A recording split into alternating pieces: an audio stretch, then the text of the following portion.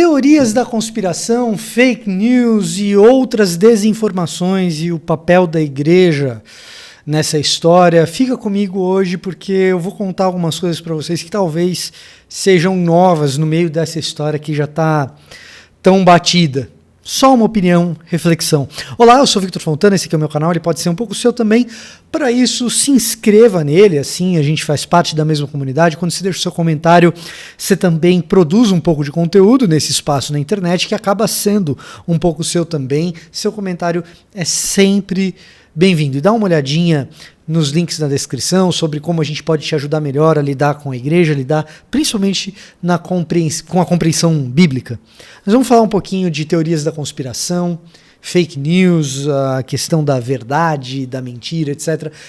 Quando a gente fala desse assunto, o mais comum é que a gente diga a respeito da valorização da verdade pela igreja, que o diabo é o pai da mentira. Aí a gente usa, principalmente o Evangelho de João, que tem essa questão da verdade contra a mentira como temática central o tempo todo. E a nossa preocupação em sermos checadores daquilo que postamos, etc., né? A gente costumeiramente enfatiza este lado das coisas, que é o nosso compromisso em sermos responsáveis com aquilo que nós divulgamos, propagamos, ou mesmo aquilo que nós dizemos, que pode virar alguma invenção e tudo mais. O que é de fato problemático, nós precisamos realmente ter essa preocupação. Eu mesmo já fui vítima de fake news, já divulguei coisas de maneira equivocada, e depois tive que me retratar. Aliás, esse é o comportamento esperado de quem cai numa fake news e percebe, né? Você percebeu que você caiu numa desinformação, você vai lá e se retrata, usa os mesmos meios, tenta alcançar as mesmas pessoas para dizer, olha, aquela informação ali estava equivocada, eu caí nela por causa disso, daquilo outro. É natural, é normal, especialmente para quem é criador de conteúdo, como é o meu caso. A gente está suscetível a essas coisas, mas você também, na medida em que você reproduz conteúdo para a internet, para WhatsApp, para Twitter, etc. Então é uma questão de responsabilidade cristã, de discipulado, de fidelidade à palavra de Deus, que a gente tenha esse tipo de cuidado. Muito bem, eu queria falar sobre um outro detalhe importante, porque a igreja tem um papel fundamental nessa história de teoria da conspiração. Aliás, tem duas coisinhas que eu queria falar que talvez você não tenha escutado. A primeira delas é um pouco mais clichê,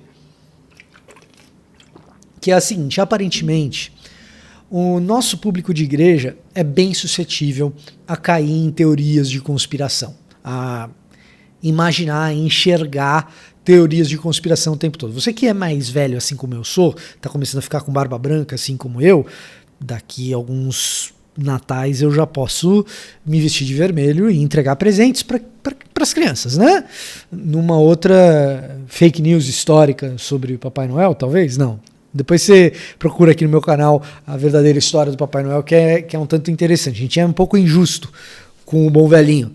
Mas, retornando aqui ao nosso ponto, com frequência a gente percebe que o público evangélico ele é um pouco mais suscetível a cair em teorias da conspiração e em fake news. Isso se dá porque, em grande medida, aquilo que a gente prega é contraintuitivo, aquilo que a gente prega vai contra alguns valores comumente aceitos pela sociedade, e a gente acaba se sentindo na contramão mesmo. E aí chega uma narrativa qualquer da contramão, a gente não está muito afim de checar, e aí a gente acaba adotando posturas contraintuitivas, posturas que são narrativas alternativas de contramão, porque a gente já está habituado a fazer isso.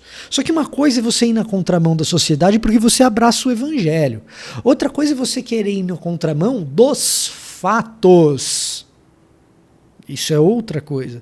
Portanto, aquilo que o evangelho manda você fazer, que é contraintuitivo, dá outra face, dá para o ladrão o manto junto com a capa, andar a segunda milha, fazer o bem e desejar o bem ao seu inimigo, que assim você amontoa cinzas na cabeça dele, cuidar do órfão e da viúva quando todo mundo não quer. Quando a gente está sendo contraintuitivo por causa do evangelho, ótimo. Quando a gente está sendo contra a sociedade, porque os valores da sociedade são valores equivocados e nós temos outros, ótimo, perfeito. E a gente acaba se sentindo meio na contramão mesmo. Agora, outra coisa é querer estar na contramão dos fatos. E frequentemente o público evangélico acaba caindo nessa. Como que você não cai? Fazendo a devida checagem das fontes primárias, de quem é que está te falando as coisas, qual o interesse de quem está te falando o que está te falando. E frequentemente a narrativa dominante, ou quando eu falo narrativa dominante, vai ter crente que não vai gostar disso. Mas o bom trabalho da mídia secular, tá? E o bom trabalho do consenso científico lida com fatos. Por quê? Porque as pessoas que trabalham, como eu trabalhei em redação de grandes jornais, tá? Como quem trabalha em redação de jornal grande, ou quem é acadêmico, cientista, tem uma reputação a manter. E por isso precisa de um compromisso com a verdade. Então, nem tudo, não sai abraçando tudo que é contraintuitivo, assim, só porque a gente é crente, então a gente está contra tudo e contra todos. Dá uma olhadinha nas fontes primárias, cara. Dá uma olhadinha. E se você não sabe o que é fontes primárias, esse é um bom momento para você dar uma pesquisada sobre o que são fontes primárias e como fazê-lo. Frequentemente, grande mídia e consenso científico, as grandes associações científicas, a Associação Brasileira de Pediatria, coisas desse tipo, eles estão interessados em manter a reputação deles e trabalhar com o que os fatos trazem à tona. Agora, a última coisa que eu queria falar, essa sim, ela é menos falada sobre o papel da igreja, especialmente na formação das teorias da conspiração. Isso veio depois de eu ler um tweet de uma gringa falando sobre o QAnon. QAnon é uma teoria da conspiração lá nos Estados Unidos, assim, completamente fora da realidade, um negócio bem bizarro mesmo. E ela fala o seguinte, sabe, antes do QAnon, ninguém nunca tinha me dito que eu era inteligente, que a minha voz era importante, que a minha história contava, e agora eu tenho amigos. Essa pessoa entrou para a teoria da conspiração porque ali ela percebeu que ela tinha algum valor. Em outros círculos ela era excluída, mas ali outras pessoas pensam como ela e começaram a dizer, olha como você é inteligente. Tudo bem, ela caiu num monte de besteira e um monte de pessoa que pensa um monte de besteira está dizendo que ela é inteligente, o que é obviamente um engodo, ela não é. Efetivamente essa não é uma característica positiva dessa pessoa, pode vir a ser, se estudar e tal, né? Mas ela não era chamada de inteligente e aparentemente há um motivo para isso. Entretanto, o que isso mostra pra gente? Isso mostra que tem uma série de pessoas que caem em teoria da conspiração porque nós, como igreja, falhamos em providenciar para essas pessoas um ambiente no qual elas se sintam acolhidas. Se pessoas como essas estivessem acolhidas em igrejas de discipulado saudável, que promulga o conhecimento bíblico de fato, que ensina as pessoas como foi marca da igreja protestante nos séculos 16, 17, 18, 19, era a igreja protestante que alfabetizava muitas pessoas e introduzia as pessoas no mundo do conhecimento.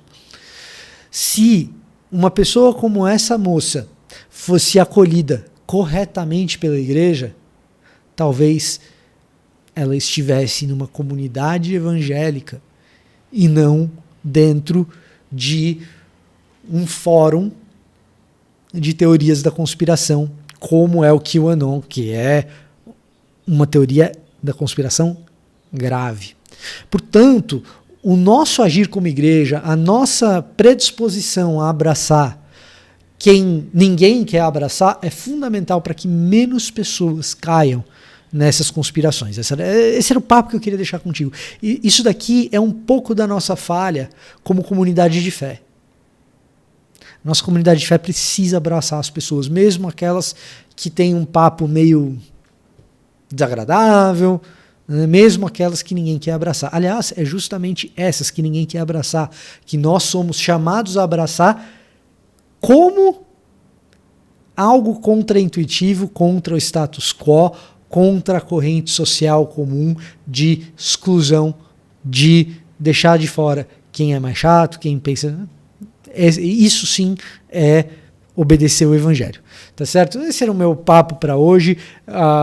Eu espero de fato que esse seja mais um vídeo que te estimule a buscar mais conhecimento. Não fique com a minha versão dos fatos, mas fique com aquilo que as fontes primárias te trazem a respeito dos fatos.